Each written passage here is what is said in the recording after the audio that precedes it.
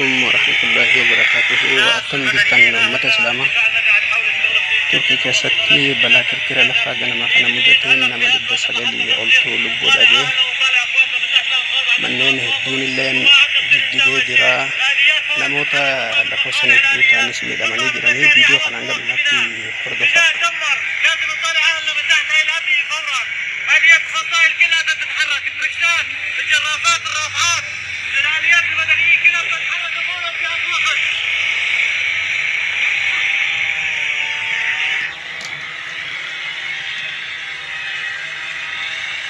حتى الآن قاصرنا ما يقارب أكثر من حوالي 5 أو 6 وفيات من هذا المكان اللي قبل يطلعوه مثل ما الناس شايفين. لسه الردم فوق الناس، لسه الأنقاض فوق الناس لحد الآن ما طلع حدا.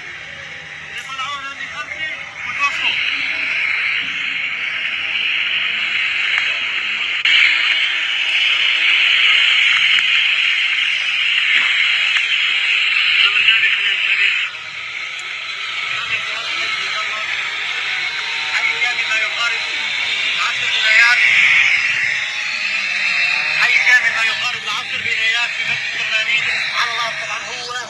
عشرات المواقع في مدينة إدلب وفي الأتاري وفي حزري وهون في الدرمانين وفي زردنة وفي حارب وفي الدنيا في مختلف المناطق. بعد نقدر نحصل المناطق اللي دمرت فيها الأحياء السكنية، أحياء سكنية بالكامل مدمرة فوق رؤوس سكانها. لازم تحرك فوري من الجميع لنقدر نتجاوز المحنة ونطالع عنا من تحت هاي الأنقاض ومن تحت هذا الردم ونكون عون للدفاع المدني ونكون عون لهدول الشباب اللي طلعوا عم يشتغلوا بفضية المباني تماما. استنفار كبير في المدنيين لإيقاف بعضهم الآن.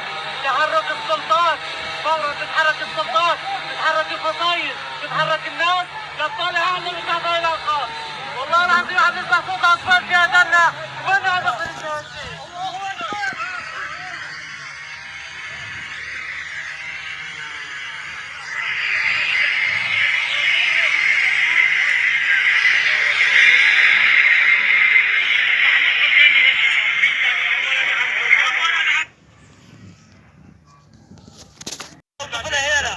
وذاك اسلوب غادي شايفينه الدفاع المدني يا شباب. هون عند المشفى، هاي المشفى الزهري. Joshua Wong through to former lawmakers here and well-known legal scholars. You can see behind me there's scores of police outside the court. The attendance here from what is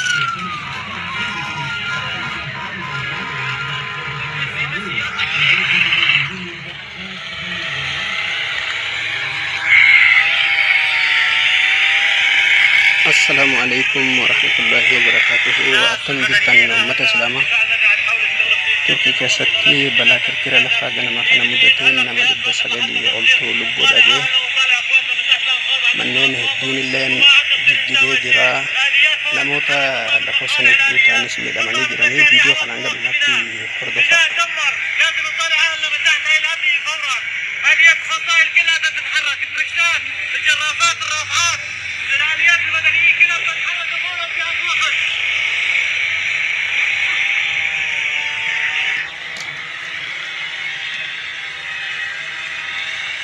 حتى الآن قاصرنا ما يقارب أكثر من حوالي 5 أو 6 وفيات من هذا المكان اللي قبل يطلعوه مثل ما الناس شايفين.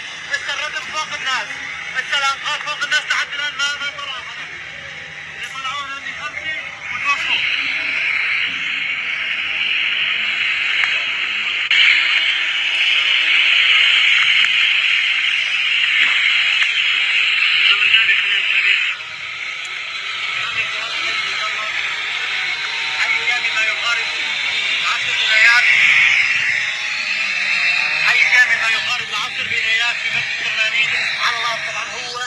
عشرات المواقع في مدينة إدلب وفي الأتاري وفي حزري وهون في الدرمانين وفي زردنة وفي حارب وفي الدنيا في مختلف المناطق. بعد نقدر نحصل المناطق اللي دمرت فيها الأحياء السكنية، أحياء سكنية بالكامل مدمرة فوق رؤوس سكانها. لازم تحرك فوري من الجميع لنقدر نتجاوز المحنة ونطالع عنا من تحت هاي الأنقاض ومن تحت هذا الردم ونكون عون للدفاع المدني ونكون عون لهدول الشباب اللي طلعوا عم يشتغلوا بفضية المباني تماما. استنفار كبير في المدنيين لإيقاف بعضهم الآن.